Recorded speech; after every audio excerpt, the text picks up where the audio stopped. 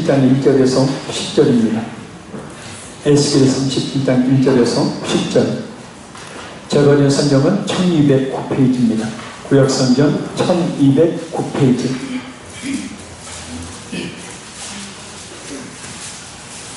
구약성경 1209페이지.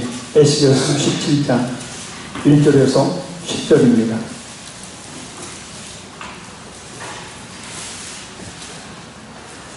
(1209페이지) 에스겔 37장 1절에서 10절.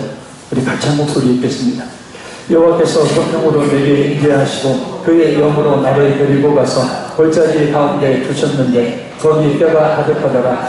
나를 그 뼈 사방으로 지나가게 하시기로 본즉 그 골짜기 지면에 뼈가 심이 많고 아주 말랐더라. 그가 내게 이르시되 인자야 이 뼈들이 능히 살 수 있겠느냐 하시기로 내가 대답하되 주 여호와여 주께서 아시나이다. 또 내게 이르시되 너는 이 모든 뼈에게 대언하여 이르기를 너희 마른 뼈들아 여호와의 말씀을 들을지어다. 주 여호와께서 이 뼈들에게 이같이 말씀하시기를 내가 생기를 너희에게 들어가게 하리니 너희가 살아나리라. 너희 위에 힘줄을 두고 살을 입히고 가죽으로 덮고 너희 속에 생기를 넣으리니 너희가 살아나리라. 또 내가 여호와인 줄 너희가 알기라 하셨다 하라. 이에 내가 명령을 따라 대언하니 대언할 때 소리가 나고 움직이며 이 뼈 저 뼈가 들어맞아 뼈들이 서로 연결되더라.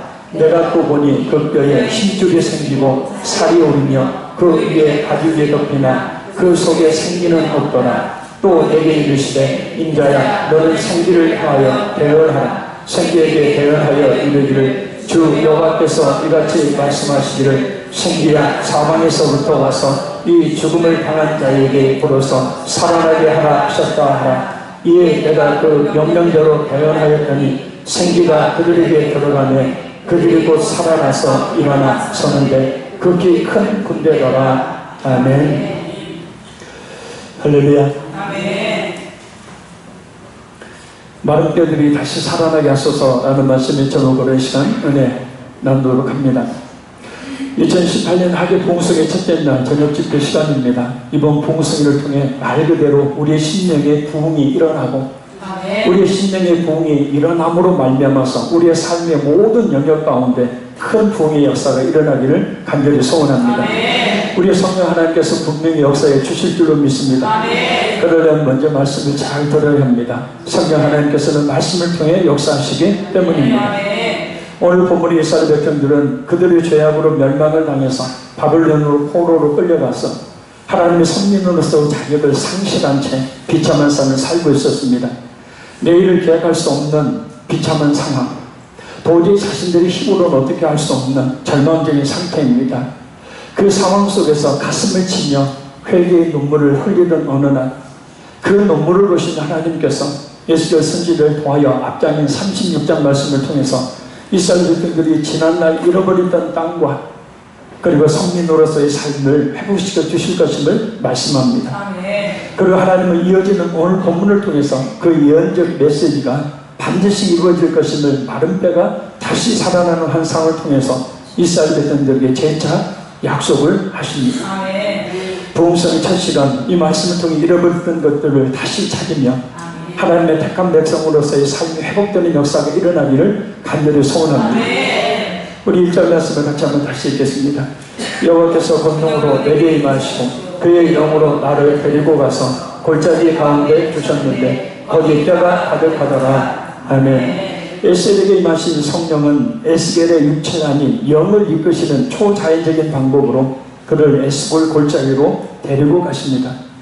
그 골짜기를 가득 메우고 있는 마른 뼈들을 보게 하시기 위해서입니다.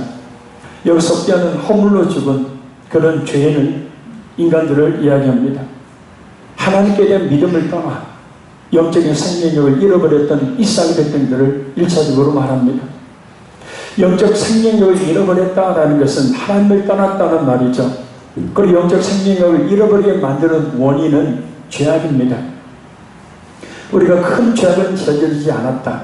내가 간음을 하지도 않았고 남의 것을 빼앗지도 않았고 내가 남에게 폭행을 행사한 일도 없고 남을 죽인 일도 없고 우리가 큰 범죄를 저지르지 않은 것에 대해서 나는 죄인이 아니다 생각하는 경우들이 굉장히 많이 있는데, 우리 마음속에 미움 하나만으로도 살인이죠.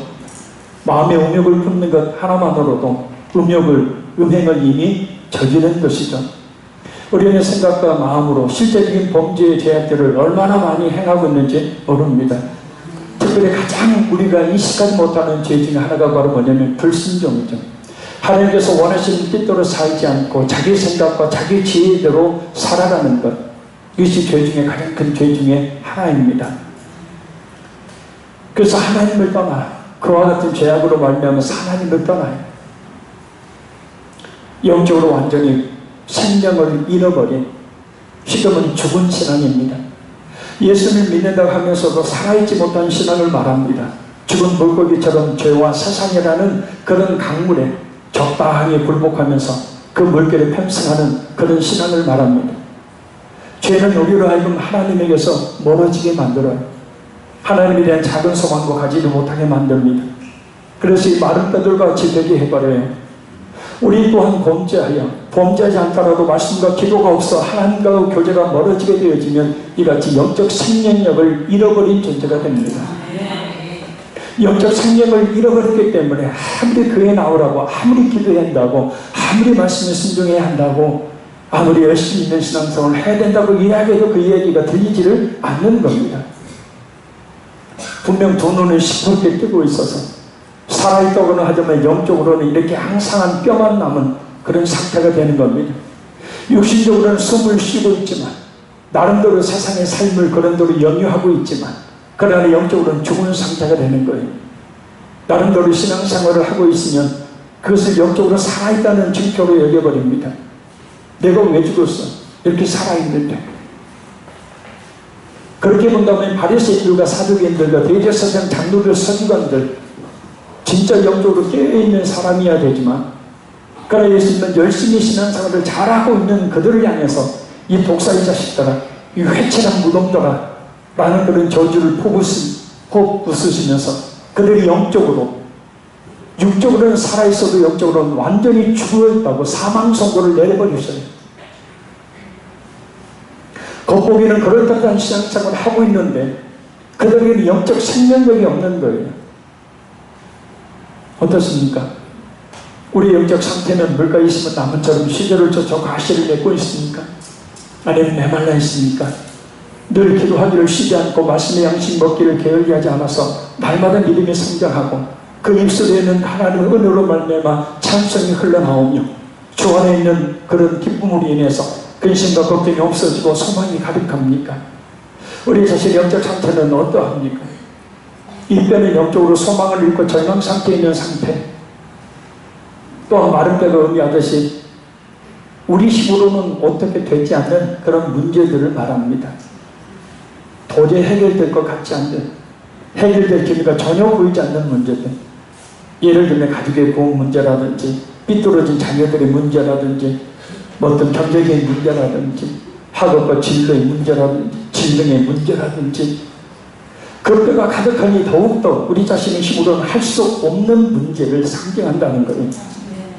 그러나 사실은 우리 앞에 있는 문제가 아니고 진짜 문제가 있습니다. 우리가 잘 인정하지 않는, 보이지 않는 심각한 문제가 하나 있습니다. 성령께서 에스겔을 데리고 에스볼 골짜기로 가서 그 뼈들을 보게 하신 것처럼 그들의 그 상태를, 이스라엘 백성들의 영적 상태를 보게 하신 것처럼 먼저 우리가 지금 나의 영적 상태가 어떠한지를 알아야 한다는 거예요. 그런데 대부분의 성도들은 자신의 영적 상태에 대해 별 관심이 없습니다. 그냥 그런 대로 먹고 살만 하거든요. 자신의 영적 상황에 대해서, 상태에 대해서 전혀 관심이 없어요. 문제가 발생하게 된 원인보다는 그 문제 해결에만 집중하게 됩니다.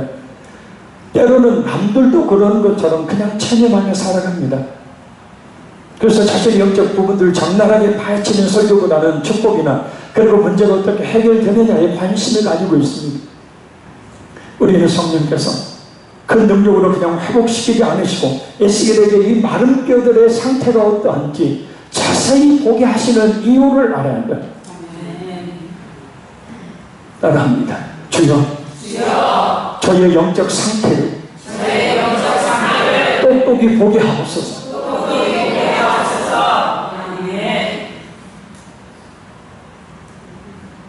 영적 생명을 잃어버리게 되면 육이 잘 되는 걸 가지고 영이 잘 되는 것으로 착각합니다. 그러나 육이 잘 되는 것과 영이 잘 되는 것은 전혀 상관이 없어요. 영이 잘 되는 한 뒤에 육이 잘 돼야죠. 할렐루야. 말씀과 기도가 없는 삶을 사는 사람이 육적으로 잘 됩니다. 그럼 영적으로 잘 되는 것처럼 하나님이 축복해 주신 것처럼 여기는데 천만의 말씀이에요. 육적으로 아무리 잘 되고 하나님의 말씀과 기도가 없을 때, 하나님과 깊은 만남이 없을 때 영적 생명을 잃어버리는 겁니다. 그래서 무엇보다도 에스겔에게 에스겔 골짜기에 그 수많은 마른 뼈들을 보게 하시면서 하나님께서 에스겔에게 알게 하기를 원하십니다. 그래서 바로 이스라엘의 영적 상태를 보라라는 것. 이 말씀을 통해 다시 한번 우리 영적 상태를 적나라하게 볼 수 있는 눈이 열리기를 간절히 소원합니다. 2절 봅니다. 나를 그 뼈 사방으로 지나가게 하시기로 본즉 그 골짜기 지면에 뼈가 심이 많고 아주 말랐더라. 아멘. 하나님께서는 에스겔 골짜기의 뼈들을 보여주시는데 세 가지 측면에서 보여줘요. 첫째는 사방으로 지나가게 하시면서, 그게 앞에서만 보는 게 아니라 옆에서도 보고 뒤에서도 보고 좌측에서도 보고 사방에서 그 뼈들을 보게 하십니다. 그 뼈들을 보고 무슨 생각을 했을까요? 도저히 소생이 불가능하다. 영적으로 또한 육적으로 도저히 이리 보고 저리 봐도 보이는 것은 뼈밖에 없는 불가능한 상황. 한번더 영적 상태가 어떤지를 보라는 것. 이런 자신의 영적 상태를 제대로 파악하지 못하면 사람들이다 자신의 그 편협한 그런 생각과 방법과 힘으로 사는 방향으로 나갑니다. 자신이 의롭다고 생각하는 사람들이 하나님을 찾지 않듯이 말입니다. 자신이 가진 것들을 의지하는 사람들이 하나님을 찾지 않듯이 말입니다. 자신의 영적인 상태는 마른 뼈와 같지만 육적인 것들의 부족함을 느끼지 못하는 사람들이 하나님을 찾지 않듯이 말입니다. 찾는다고 해도 간절히 찾지 않고 그냥 형식적으로 찾듯이 말입니다. 기독교의 시작은 자신이 죄인임을 인정할 때 시작돼요. 할렐루야. 자신이 죄인임을 인정할 때 기독교가 믿음이 시작되어지고 그 믿음으로 구원을 받고 신령한 은혜를 입습니다. 하나님의 역사하심 역시 마찬가지예요. 우리 자신의 연약함과 무능한 우리 영적 상태의 가상 상태가 어떤 것인지를 제대로 깨달아 알 때에 바로 하나님의 역사하심이 나타나기 시작한다. 자신의 약함과 연약함을 깨닫는 성도가 하나님을 찾으니까요. 그래서 하나님께서는 우리 힘으로 어떻게 할 수 없는 마음의 질병, 육체의 질병들, 우리 힘으로 어떻게 할 수 없는 삶의 문제를 통해서 우리를 가까이 부르시는 거죠. 그렇게 살다가 멸망당하면 그렇게 살았던 모든 세상의 쾌락과 즐거움이 그 사람에게는 오히려 철천지 원수요 독이 되기 때문에 하나님은 그 모든 것들 때로는 물질을 제거하시고 때로는 하나님께서 건강을 잃게 만드시고 또 때로는 우리에게 우리 힘으로 버거운 문제들을 주심을 통해서 우리로 하여금 그런 것들을 의지하지 말고 하나님을 찾고 하나님을 의지하도록 하나님께 부름을 받을 수 있도록 부르신 사인으로 그 같은 문제들 주십니다. 웬만하면 이런 얘기 안 하죠. 그렇지만 종종 진짜 보기에 안타까우면 종종 그렇게 이야기합니다. 한번 하나님이 낫게 하셨는데 계속 그렇게 엉망으로 신앙생활을 하면 하나님이 더 크게 치실 텐데, 이건 제 이야기가 아니고 성경에 나오는 이야기입니다. 이 세상에서 쉽게 치료할 수 없는 병 나았어요. 그러면 하나님께서 치료해 주심을 믿고 하나님을 더욱더 의지해야 되는데 나았으니까 안심하고 이제는 세상으로 나가서 또 세상의 쾌락과 즐거움을 누리며 살아요. 하나님 가만두시겠느냐?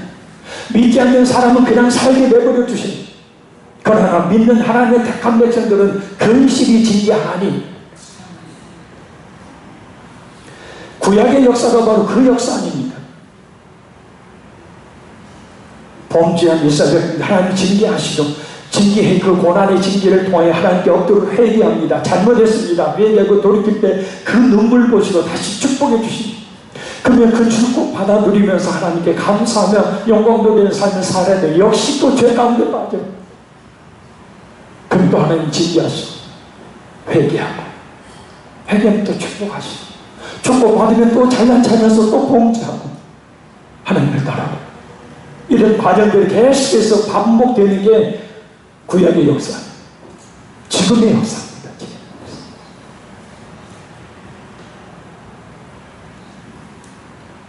그래서 하나님께서는 지금 이스라엘 에스겔에게 그것을 깨닫게 해주고 계십니다.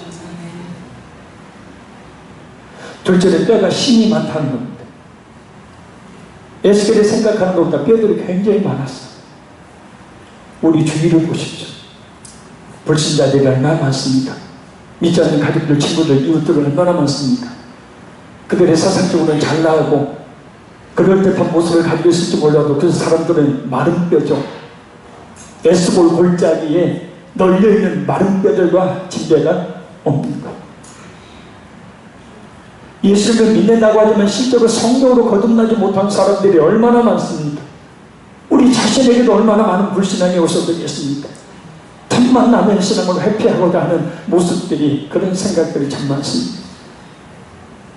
뼈가 힘이 많다. 하나님의 능력이 필요할 문제들이 많다. 실제로 뼈들이 아주 말라있음을 보여줍니다. 죽은 지 오래되어서 회생 가능성이 전혀 없는 상태.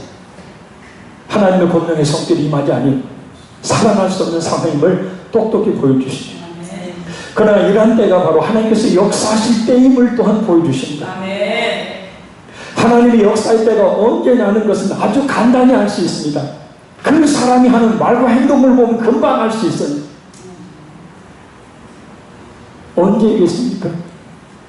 스스로의 한계를 깨달을 때, 하나님 앞에서 내가 얼마나 벌려면도 못하고 특별만도 못한 존재인지를 경험하게 깨달을 그때에 하나님은 일을 시작하시다. 고린도후서 12장 9절 10절 나에게 이르시기를 내 은혜가 네게 족하도다. 이는 내 능력이 약한 데서 온전해지리라 하시니라. 이러므로 도리어 크게 기뻐함으로 나의 여러 약한 것들에 대하여 자랑하리니 이는 그리스도의 능력이 내게 머물게 하려 합니다.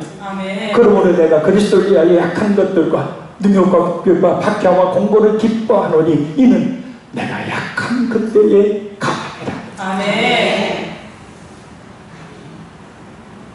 하나님의 일을 하는 바울사도 아닙니까? 그러니까 하나님께서 책임지시고 좋은 환경 속에서 먹고 살고 그렇게 하게 만드셔야 되는데 늘 굶어야 되고 늘 추위에 따라야 되고 늘 배들들로 인한 그런 위험 속에 살아야 되는,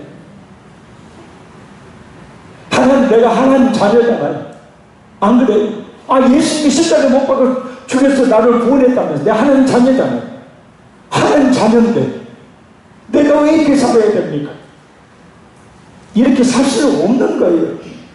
이건 하나님께서 원하시는 것이 아닌 줄 압니다. 그게 아니라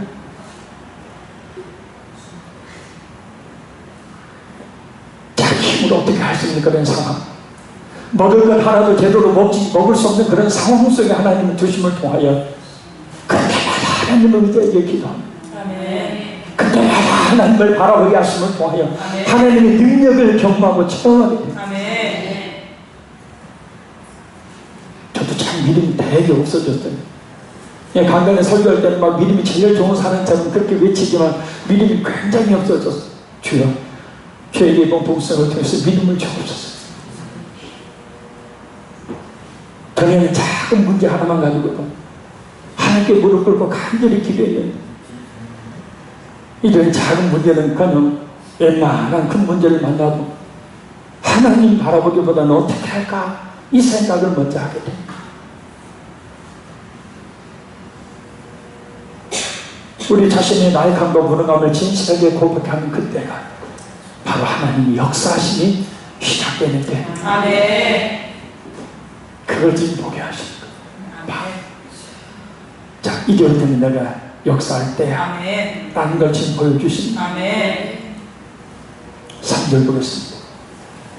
그가 내게 이르시되 인자야 이 뼈들이 너희 살 수 있겠느냐 하시기로 내가 대답하되 주 여호와여 주께서 하시나이다. 아멘. 이 뼈들이 너희 살 수 있겠느냐? 이 질문을 우리 자신에게 한번 해봐요. 과연 불가능한 일들이 가능하게 될 것인지를 늘 질문해야 돼요. 권사님, 오늘 밤에 권사님의 영혼이 다시 한번 살아날 수 있겠습니까? 대답을 못해. 오늘 밤에 내 영혼이 다시 한번 살아날 수 있겠느냐라는 거예요. 권사님 안 믿는 가족들 예수님으로 돌아올 수 있겠습니까? 전사님 오늘 밤에 하나님께서 질병을 치유해 주시겠습니까? 전사님 오늘 밤에 하나님께서 만나 주시겠습니까? 여러분 어떻게 대답하시겠어요? 에스겔은 말합니다. 주께서 하시나이다. 이 대답은 난 몰라요 그런 뜻이 아니라 답은 주님께 있습니다. 하나님께서 하시면 하실 수 있다는 겸손한 고백입니다. 맞습니다. 아무리 상황이 불가하여도 주님께서는 하실 수가 있습니다. 하시지 못할 일이 하나도 없습니다. 마태복음 10장 26절 말씀입니다. 사람으로서는 할 수 없으나 하나님으로서는 다 하실 수 있느니라.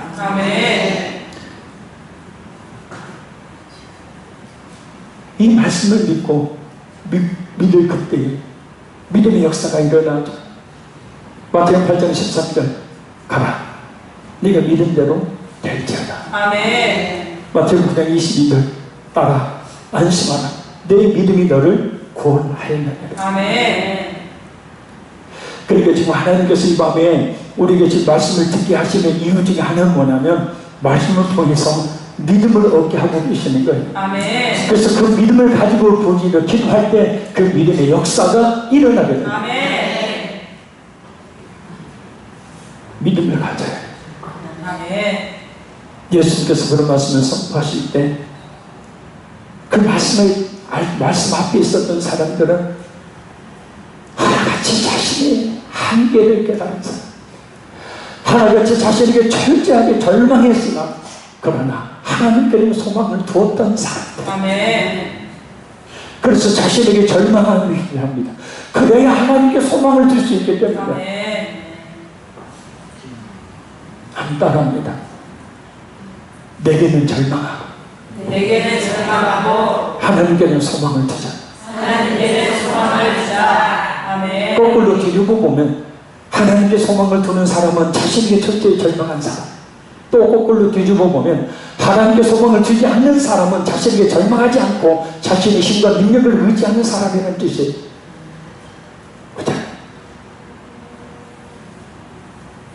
그런 역사는 일어나요. 우리 4, 5절 읽겠습니다. 또 내게 이르시되 너는 이 모든 뼈에 대하여 이르기를 너희 마른 뼈들아 여호와의 말씀을 들을지어다. 주 여호와께서 이 뼈들에게 이같이 말씀하시기를 내가 생기를 너희에게 들어가게 하리니 너희가 살아나리라. 아멘. 죽은 뼈에게 생명을 불어넣는 일은 에스겔이 하는 게 아니고 하나님께서 하신 거예요. 생기는 호흡, 바람, 기운, 힘, 영, 용기 다양한 의미를 가지고 있습니다. 그래서 성령께서 강력하게 우리 가운데 임하시게 될 때에 그 성령의 능력이, 그 성령의 힘이, 용기가 우리 가운데 있게 된다는 거죠. 본문에서는 어떤 대사에게 생명을 불어넣는 하나님의 숨이라고 말합니다. 예수님도 숨을 쉬시면서 제자에게 성령을 불어넣으셨죠. 예수님은 창세기 7절에 나오는 생기와 똑같은 겁니다. 여호와 하나님의 흙으로 사람을 지으고 생기를 그 코에 불어넣으시니 사람이 생명이 된지라. 죽어있는 것을 살게 하시는 하나님의 능력, 하나님의 생기가 불어넣어지면 살아나게 됩니다.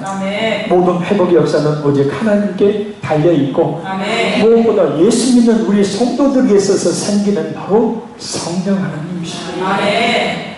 성령 하나님이 없으면 우리는 살 수 없는 존재예요.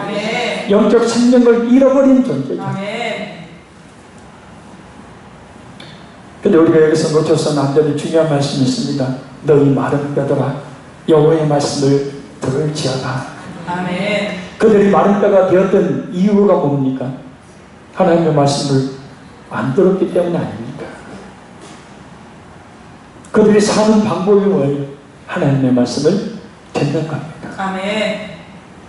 그들이 하나님의 말씀을 안 들은 게 아니요, 귀로는 들었죠. 근데 그 말씀에 따르지 않았죠. 마른 뼈들이 말씀을 들어야 한다. 근데 마른 뼈들이 말씀을 들으려고 하지 않는 게 현실이다. 듣기 싫어하죠. 왜냐, 말씀의 그 능력을 알지 못하기 때문에.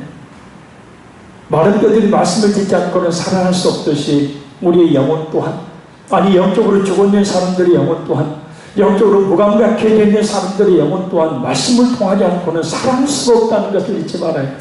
네. 제가 하나님께로부터 받은 사명의 그릇인지 몰라도 영적으로 죽어있는 사람들을 보면 견디지를 못하겠어요. 막 설교 시간에 자고 졸도하는 분들 막 고개 들으라고 막 이런 특실인가 그런 얘기도 하지 말라고, 그런 성도들 시험 된다는 얘기를 막상 강단에 서면 미쳐버리겠어요. 하나님의 말씀을 들어야 사는데, 하나님의 말씀이 역사하면 어떤 일이 벌어질 줄 모르는데, 하나님의 말씀을 듣는 귀를 닫아버리고 영적으로 죽어있는 그 모습을 보고 미쳐버리겠다는 거예요. 설교 그냥 나한테 집중해서 설교 잘 들으려고 하는 그런 의미가 아니고 하나님의 말씀이 들어가야 삽니까?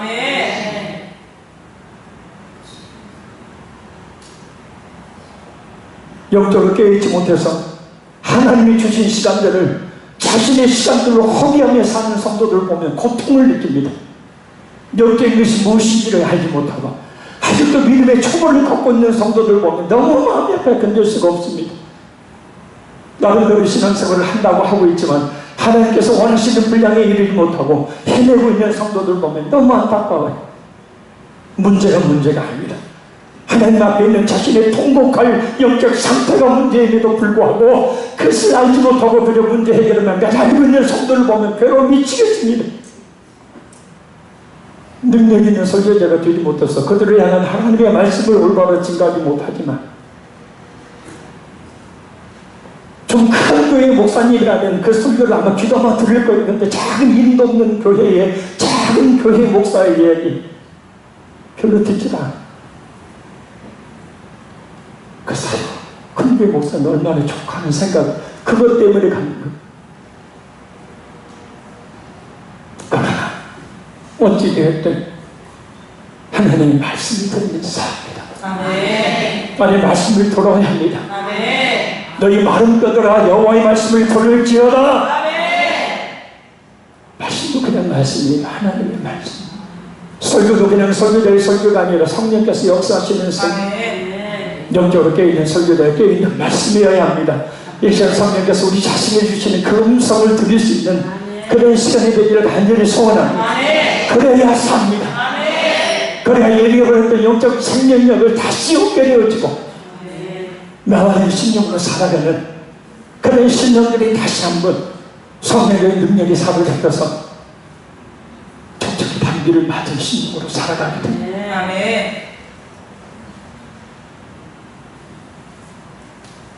자, 말씀을 드립니다.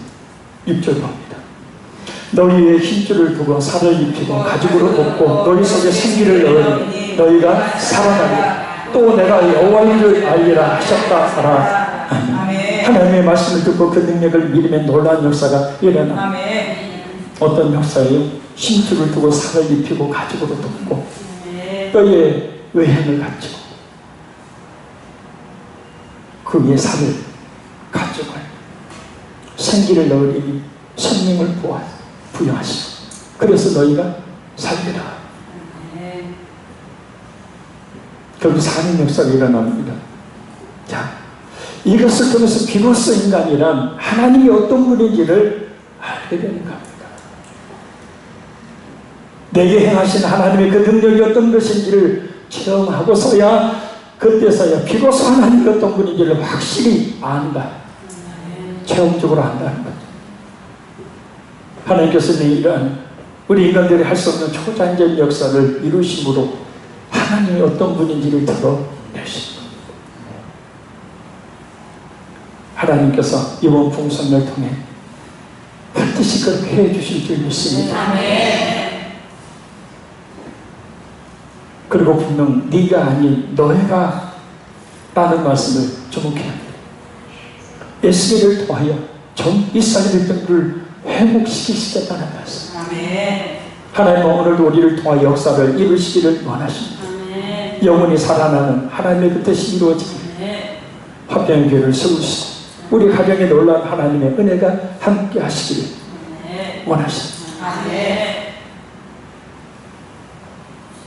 그러니까요, 사람 변화에 있어서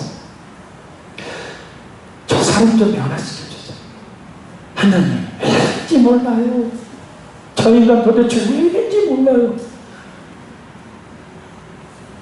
이건 진짜 문제가 뭔지를 모르는 사람의 말입니다. 그 기도는 맨날 참날 해도 하나님이 안 들어주셔요. 하나님이 들어주시는 좋은 기가 막힌 기도가 있어요. 하나님 나를 좀 변화시켜 주세요. 할렐루야. 하나님 나를 좀 살려주세요. 하나님의 은혜는 하나님이 주목하시는 한 성도를 통해서 그에게 은혜를 가득 채운다. 그게 아니고 채우는 정도의 은혜가 아니고 넘치는 은혜를 말해요. 할렐루야. 하나님은 넘치는 은혜를 우리에게 주셔서 그게 넘쳐서 어디로 가요? 가정으로 가는 거죠. 믿지 않는 가족들, 엉망인 믿음 가지고 있는 가족들, 나를 만나는 사람들에게 그 성령의 능력이 하나님의 그 은혜가 흘러 넘쳐서 그들을 적시게 만들어야 돼요. 이게 하나님이 원하시는 뜻이에요. 근데 자기는 그냥 말라 비틀어져 있으면서 하나님 저 인간 좀 변화시켜 주세요. 도들고 잘했다. 맨날 미쳐버리겠어. 얼굴만 쳐다보면 그냥 확 그냥 컵을 집어 던져버리고 싶어요. 제가 부흥회 했더니 좀 이제 거친 말을 해도 이해하시죠. 저는 이 교회에 그냥 부흥회 하러 왔습니다. 그런 모습 보면 답답해. 따라합니다. 상대는 내 모습을 비추는 거울이다. 그 사람의 그 모습은 내게도 똑같은 문제 역시 아니면 그 사람에게 가지고 있는 문제 이상의 문제가 내게도 있다는 뜻이에요. 장원수 말씀 하나님은 철이 철을 날카롭게 한 것 같이 사람이 친구의 얼굴을 빛나게 한다. 나로 말미암아 다른 사람이 그저 빛나게 만들어야지. 나는 가만히 있고 저 사람 좀 빛나게 해주세요. 그 하나님 원하시는 방법이 아니에요.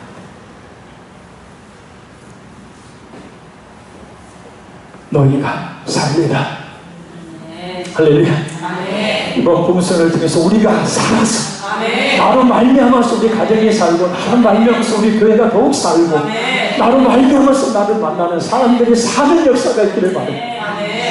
할렐루야. 7절 보겠습니다. 같이 읽습니다. 이에 내가 명령을 따라 배언하니 배언할 때에 소리가 나고 움직이니 입뼈 접대가 들어맞아 뼈들이 서로 연결되더라. 아멘. 하나님께서는 그 이루시고자 하는 일들을 사람을 통해 하시니 에스겔은 그 능력을 믿음으로 선포합니다. 선포하니 이루어져요. 주께서 역사하시는 어떤 일도 능히 이루어질 줄 믿고 불가능한 일들을 주님께서 함께 하시면 가능하다고 고백할 수 있기를 바랍니다. 근데 왜 고백을 못하느냐? 믿음이 없으니까. 하나님의 그 능력을 믿는 믿음이 없으니까. 유대인 선포를 못하니까. 죽어있는 뼈와 같은 여러 문제들에게 예수님의 이름으로 외쳐야 합니다. 예수 믿지 않는 우리 가족들 예수 그리스도의 이름으로 구원을 받을지어다. 아멘. 모든 문제들은 예수님의 이름으로 해결될지어다. 아멘. 모든 악한 어둠의 영들은 우리 가정에서 우리 자녀들 신을 떠나갈지어다. 아멘.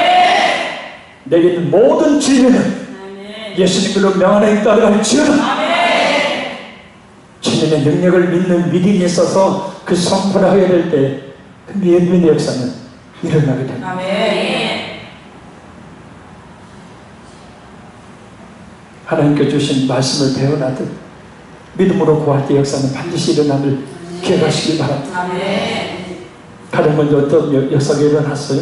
소리가 나고 움직이는 뼈들이 붙게 나는 소리를 말합니다. 회복이 움직인다. 변화의 움직인다. 이런 회복의 소리가 날마다 우리의 영혼과 우리 모든 삶 가운데서 일어나기를 간절히 소원합니다. 아멘. 다음 단계는 뼈들이 서로 연락합니다. 흩어질 때는 또 뼈들이 다시 자리를 찾습니다. 완전한 골격을 이루어요. 연합을 이룹니다. 봄의 성질이 몰려오는 아멘. 사람들이 하나가 됩니다. 그 다음에 어떤 역사가 일어나죠? 8절 보겠습니다. 내가 또 보니 그 뼈에 신줄이 생기고 살이 오르며 그 위에 가죽이 그 속에 생기는 없더라. 아멘. 제일 먼저 뼈들이 움직이는 소리, 그래서 뼈들이 붙는 소리, 그 다음에 힘줄이, 그 다음에 살이, 그 다음에 가죽이 덮입니다. 자, 이 장면을 보니 어떤 생각이 드십니까? 따라합니다. 회복에는 순서가 있다. 무조건 되는 것이 아닙니다. 아무런 순서가 없이 회복되는 것이 아닙니다. 또한 한꺼번에 회복되는 것이 아니라는 거예요. 내가 먼저 회복되지 않으면 다른 사람 회복, 특별한 하나님의 성제가 아니거나 안 돼요. 오늘 이 밤에 성령의 불을 한번 받고 성령 충만을 받는다 할지라도 한꺼번에 모든 것들이 해결되는 것이 아니라는 겁니다. 물론 하나님의 특별한 역사하심이 있으면 한꺼번에 놀라운 역사가 일어납니다. 그러나 대부분은 하나님께서 요즘 보시면 한꺼번에 하시지 않아요. 한 번 기도로 문제가 해결되고 한 번 기도로 병 고침받고 한 번 기도로 약간 유심히 따라가는 일들이 분명히 일어나지만 그러나 우리의 성화가 한꺼번에 일어나는 것이 아니라 점진적으로 일어나듯이 하나님께서 보면 우리에게 어떤 문제를 주시고 그 문제를 해결해 주시고 회복해 주시는 그 과정들을 보면 시간을 주시고 순서대로 회복의 그 과정을 이끌어 나가시는 것을 볼 수 있어요. 어떤 병을 고치실 때 즉각적으로 고치시는 경우도 있지만 서서히 호전시키는 것을 봅니다. 왜요? 그것을 통해서 병이 낫는 동안 병자로 하여금 주님을 의지하게 하시고 믿음을 성장시키는 계기로 삼으시는 거예요. 하나님의 은혜가 어떤 것인지를 모를 때 고침받고 난 뒤에 그 다음에 나 나았으니까 엉망으로 살아버려. 그래, 하나님 진짜 사랑하는 택한 성도들은 그 과정을 두심을 통하여 그 과정마다 하나님을 의지하게 하시는 그런 과정을 통해서 무엇보다 믿음을 성장시키시죠.